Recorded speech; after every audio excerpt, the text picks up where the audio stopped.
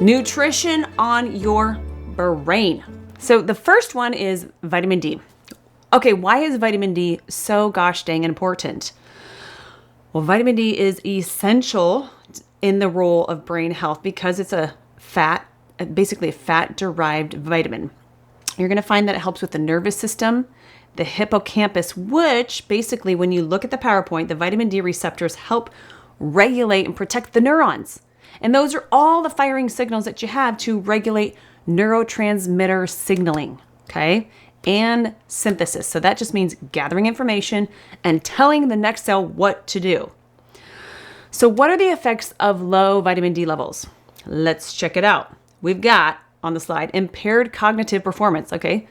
That's certainly if you're seeing decline in your performance and you're not getting sunshine, and maybe you're only supplementing with 1,000 IUs of vitamin D, you might want to look at upping that.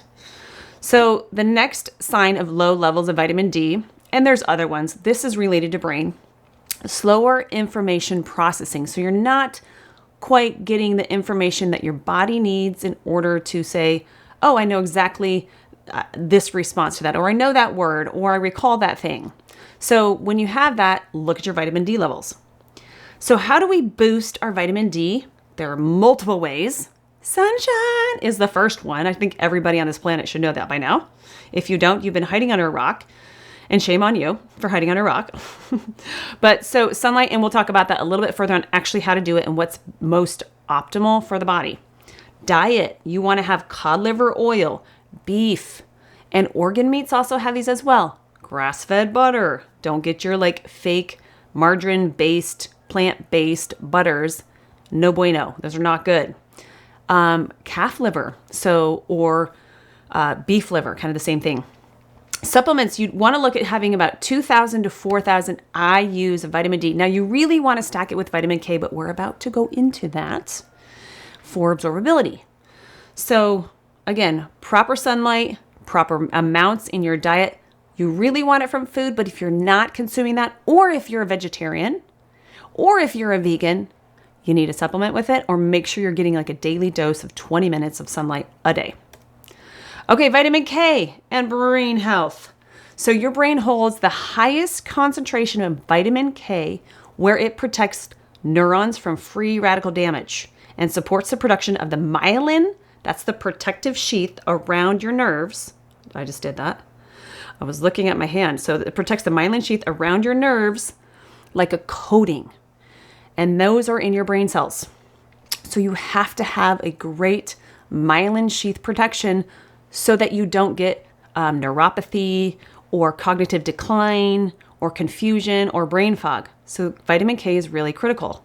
So while vitamin K is gaining, of course, popularity in your supplementation, so you're going to see D and K together, it's also been used for bone health. Most people use it. It's in multivitamins and so forth, but you really want to make sure you're having it with D and K together. And the food sources, again, grass-fed beef. Fermented dairy is another one. And that would be like kefirs or cultured yogurts that you're making from your home. Now, you can still get vitamin D in your store-bought items, but the fermented foods have more bioavailable vitamin K. Nattokinase. So what is natto? Or it's fermented soybeans. And that could be also miso. Sorry, I didn't mean nattokinase, but natto, which is a fermented soy. Miso is also in that category. It's a fermented soy product, which helps you get your vitamin K levels. So whole foods provide the best form of K. So you want to do that first, but there's a few more. You can get them in your leafy greens, so like kale, collards, Swiss chard, mustard greens. I know some of these don't sound appealing, and how do you make them fit into your diet? That can look like blending them into a smoothie that you have some kefir in and some berries in, which are brain boosting nutrition. You could look at things like adding in parsley on top of a salad, or if you juice with parsley. Brussels sprouts actually have vitamin K, and none of these are like ginormous volumes, but in the small microdoses, your body still uses these items. I don't say it's a microdose, but a smaller dose than your organ meats or your butters. You will get a good volume of, a decent, probably 10% of your daily need of vitamin K through your leafy greens, but they do a whole host of other things. So you can't just say like, I don't need those. I'm going to use just this source. Okay, so also foods found with, and there's two different actual scientific names. You got phyloquinone and menaquinone, and those are vitamin K1 and K2. So again, K2 is found mostly in fermented foods. So we went through miso, sauerkraut. You can even say kimchi. I already said miso. Natto is basically like fermented soybeans, and that would be like tempeh, which looks like a block of cheese. And you can cut it up in like cubes and put it in your salad or into your stir fries with your collard greens. And then you actually have your vitamin 1, K1, and K2 all in combination. And of course, grass-fed beef with leafy greens, beautiful combination. And last week we actually talked about when you have too much of a carnivore diet, it can cause some blood-brain barrier leakage. That means you've got more saturated fats without roughage or without things that are leafy greens and so forth.